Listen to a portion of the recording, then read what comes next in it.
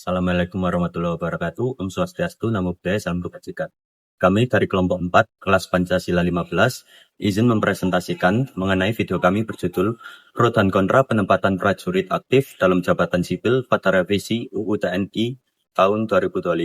Saya Fazan Firdaus dengan NIM 231610101026 dari Fakultas Kedokteran Gigi. Nama saya Pandita Dina Santosa dengan NIM 241810404065 dari FMIPA. Perkenalkan, nama saya Saman Aparisi dengan NIM 231610101089 dari Fakultas Kedokteran Gigi. Nama saya Deverio Prasetyo dengan NIM 241810401036 dari Fakultas MIPA. Perkenalkan, nama saya Ahmad Arif Hadi Mustafa dengan NIM 24181040401062 dari Fakultas MIPA.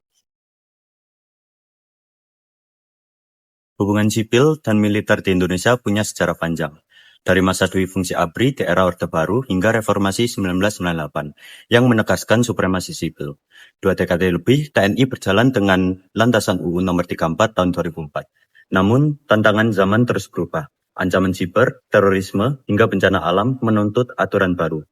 Karena itu, pada 20 Maret 2025, DPR mengesahkan revisi UU TNI dengan tujuan memperkuat profesionalisme TNI, memperjelas perannya di luar perang, sekaligus menjaga prinsip demokrasi dan kontrol sipil. Beberapa poin penting revisi adalah pasal 47 ayat 1. Kalau dulu dalam UU 34 tahun 2004, prajurit aktif hanya boleh menduduki jabatan sipil tertentu.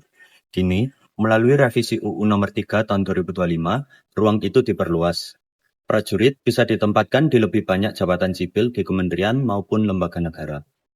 Pasal 7 ayat 15-16 dalam aturan lama tugas OMSB TNI terbatas pada operasi kemanusiaan, pengamanan, perbatasan, dan bantuan tradisional. Revisi terbaru menambahkan tantangan baru, menghadapi ancaman siber, krisis non-tradisional, hingga bencana besar. Pasal 53 dalam revisi UU Nomor 3 tahun 2025, batas usia pensiun dinaikkan berdasarkan jenjang pangkat.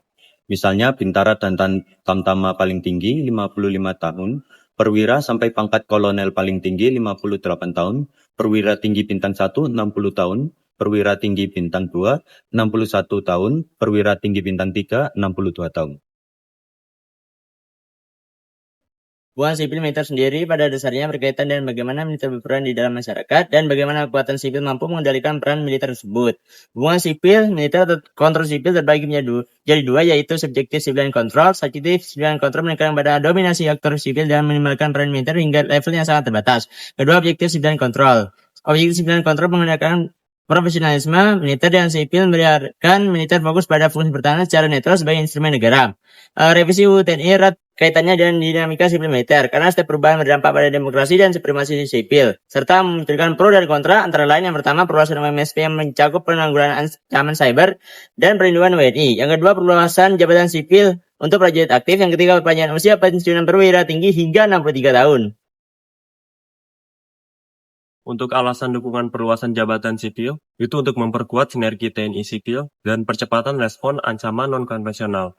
Lalu untuk penyesuaian tugas OMSP, itu menyesuaikan mandat TNI dengan ancaman modern dan memberi dasar hukum jelas untuk operasi darurat. Lalu untuk yang ketiga itu perubahan usia pensiun.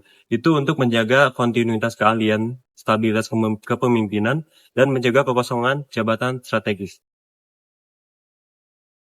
Saya menjelaskan kontra revisi penolakan UU TNI, di mana yang pertama ada perluasan jabatan sipil pasal 47 ayat 1 sampai 2 menghidupkan kembali fungsi ABRI, menimbulkan loyalitas ganda, melemahkan lembaga sipil dan menghambat karir ASN, di mana tidak sesuai dengan sila kelima yaitu keadilan sosial bagi seluruh rakyat Indonesia. Yang kedua yaitu perluasan OMSP pasal 7 ayat 15 sampai 16, TNI berpotensi masuk ke ranah keamanan dan dalam negeri, menimbulkan tumpang tindih dengan Polri dan resiko penyalahgunaan kekuasaan, bertentangan dengan sila keempat.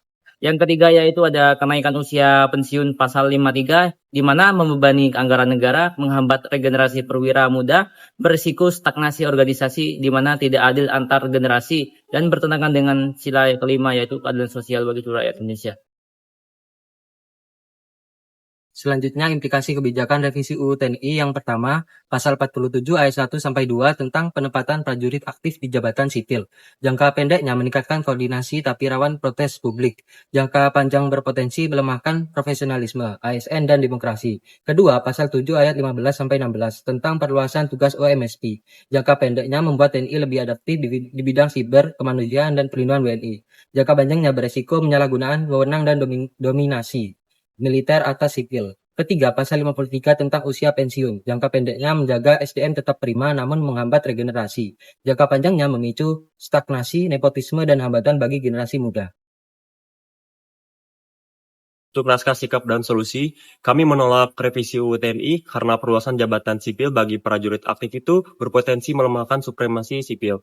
Sementara, kenaikan usia pensiun perwira tinggi menghambat regenerasi dalam tubuh TNI. Solusi yang kami tawarkan adalah menjaga fokus TNI hanya pada pertahanan negara, membatasi jabatan sipil secara ketat, dan mempertahankan batas usia pensiun agar regenerasi kepemimpinan tetap sehat serta profesionalisme TNI terjaga. Selanjutnya yaitu kesimpulan revisi UU TNI memiliki pro dan kontra. Pro, memperkuat koordinasi sipil militer, kesiapan menghadapi ancaman dan kesinambungan kepemimpinan. Kontra, berpotensi menghidupkan dui fungsi ABRI tumpang tindih dengan Polri, menambah beban anggaran serta menghambat regenerasi.